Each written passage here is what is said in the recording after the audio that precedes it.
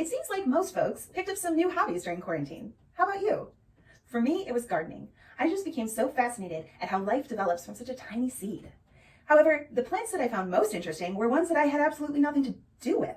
They just popped up out in my yard and started growing, like weeds, because that's what they were. But these weeds taught me so much about how plants function, how to identify plants, and how to research their uses and benefits. So today, I would like to introduce you to my current favorite weed, the mallow plant, or Malva neglecta in particular. I'd like to show you how to identify this plant and share with you its nutritional benefits and medicinal uses. So Malva neglecta is actually an invasive non-native weed here in America.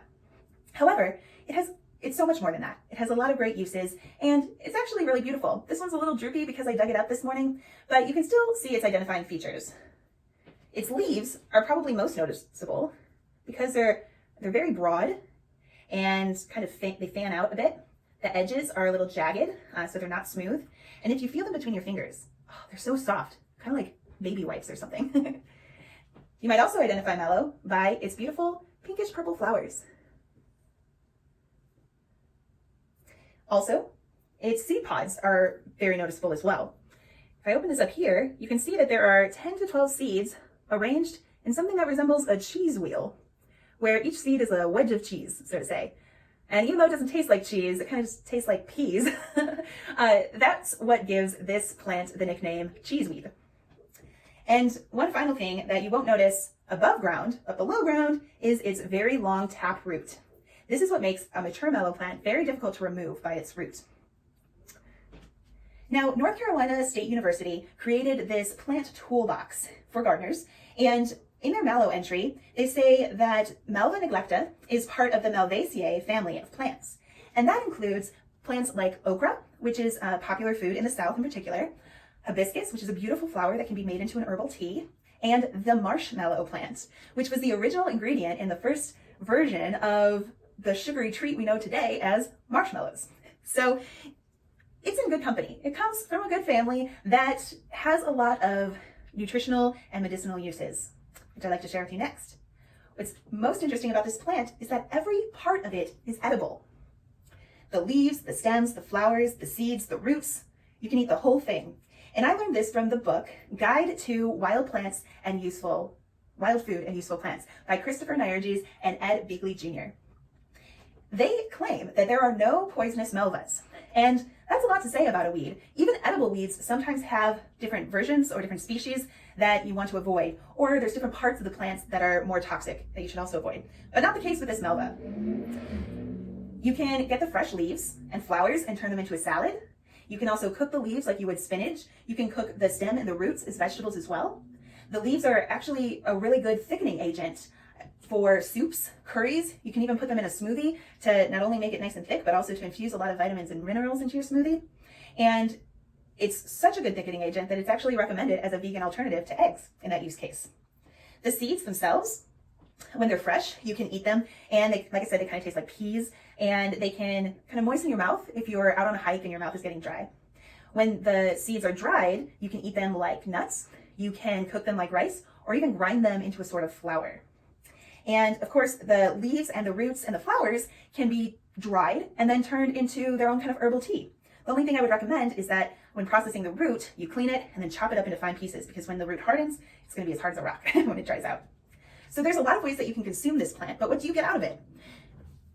This plant actually is a significant source of vitamin A, beta carotene, calcium, and vitamin C.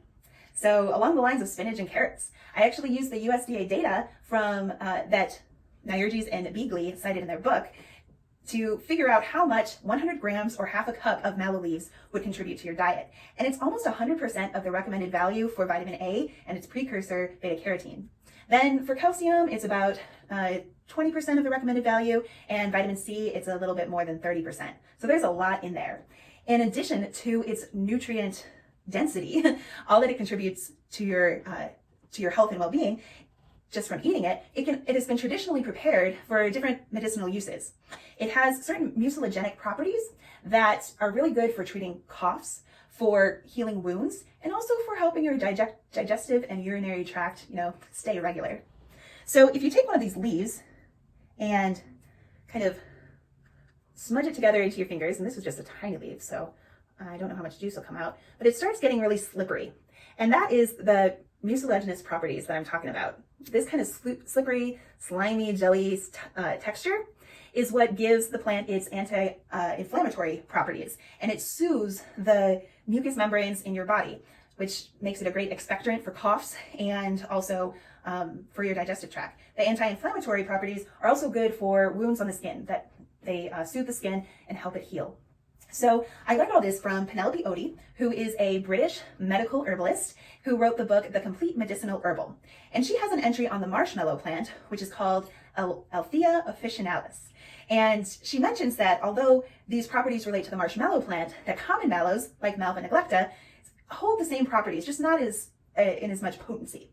And she recommends that the plant be prepared as a hot infusion, which is kind of like a tea, when you take the leaves and the flowers and the roots once they're dried. And this hot infusion, you just pour boiling water over it like you would a tea. You let it seep for 5 to 10 minutes, and then you drink it. And that's great to help with coughs, or even as a very, very mild laxative, just to keep everything flowing.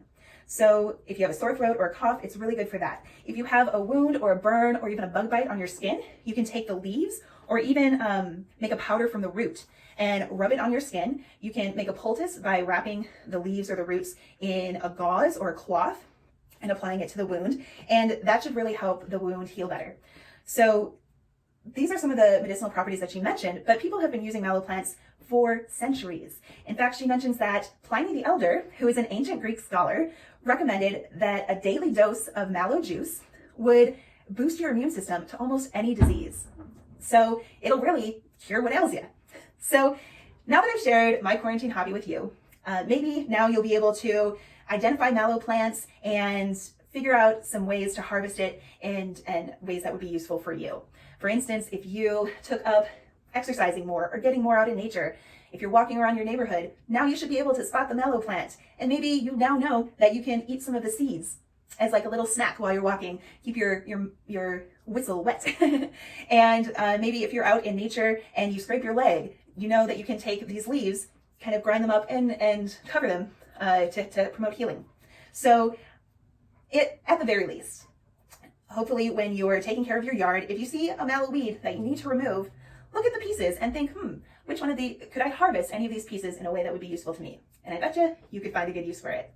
Thank you very much, and I hope you keep your eyes peeled for this beautiful and useful weed.